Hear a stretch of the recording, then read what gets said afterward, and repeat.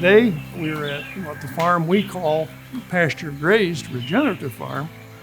And this farm consists of 160 acres. It has about 25 acres of permanent pasture, and the balance then would be certified organic cropland.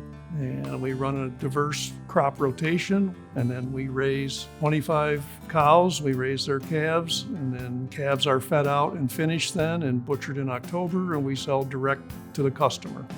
We also have about 60 ewes, and so this is the farm where I have fun. The rest of the operation is 2,600 acres of either certified organic or transitioning to it, and about 300 acres of conventional agriculture. Pasture Grazed today is owned by myself, my daughter Rosie, and my son Trent. My dad started farming in 1958, but it was all cropland. There was no pasture on that farm, but they had cattle, they had sheep, and they had pigs, they had chickens. They used the animal manure then to fertilize the crops. Instead of cropland, they had to set up pastures for their livestock. So he was organic, I guess, and he wasn't afraid to try stuff new. And so the Soil and Water Conservation Office had a no-till drill. We tried that on some acres, and now no-till was a game changer. And then so as we're doing the rotation thing, we were very efficient with strip till, but it didn't equal profitability.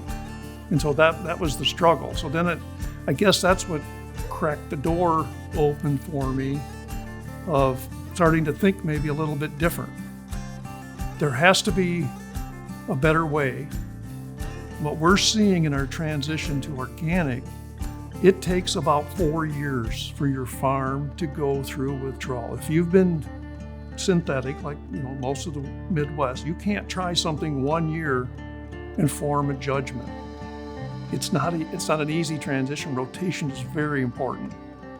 Get a rotation in there and start to wake up some of this biology in the soil, because it's been the only biology that's there today is what corn and soybeans provide. But after about 4 years, it's amazing. You see crop health evens out through the whole field. You don't see the varying soil types. It smooths out. We seem to have better plant health throughout the whole field. We did have some beef cows up at the other farm, and we moved the cows down here. We learned we had too many. So today we've settled on 25 cow-calf pairs. About 5 years ago, I got the idea that I should have sheep. My problem is predators, is coyotes. This year, I built portable pens, and we're trying that. So today we are moving them every day in a portable pen that is coyote tight. The latest technology that we're trying this year, eShepherd GPS collars for the cows. So they go around their neck. There's a chain on there. There's a solar panel on each side of it. Each collar weighs about 6 pounds, and so they get trained through a virtual fence that's coming from 22,000 miles up. In the past, we'd move our cattle every day. We'd go up and we had these called polywire on a reel, and you would roll it up and you could move them, give them a little bit of pasture every day. Now we're doing it virtually. We're about 60 days in on this, and I'm hooked. But we have the crick, and I do not want the cattle standing in the crick. I used to put polywire up on each side of the crick. Trent, he says, "Dad, you don't have to." And it worked. Trent sets up a week ahead of time on his laptop, and we know exactly how many square feet they're getting. And it's an easy adjustment that if I go out in the morning and I do chores and I look and they've eaten way too much. Our goal on our first go around of grazing is to take half and leave half. We want to eat half and trample the rest and get it on the ground. That's good for the soil. Doing the direct sales for beef and pork started by selling to family and friends and word of mouth. And so Pasture Grazed really started packaging it, and eventually we built a website with more information about how we raise these animals, our pricing, and things like that. And it's really just grown from there. Now we have an online store, and we have a farm store that people can come visit.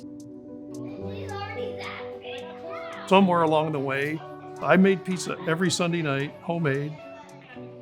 So then we hooked up with a baker, and now she makes Grandpa Dan's pizza crust with the grains that I grow on our farm organically.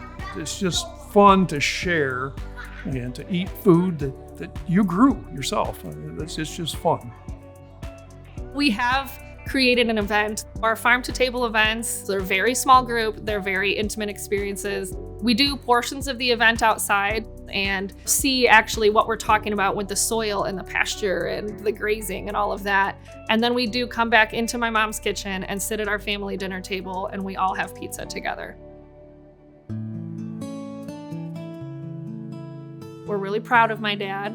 He's very humble and he does not like to toot his own horn, but he is so knowledgeable and passionate about conservation and farming and everything he does. It's just such a joy to get to see him recognized like this.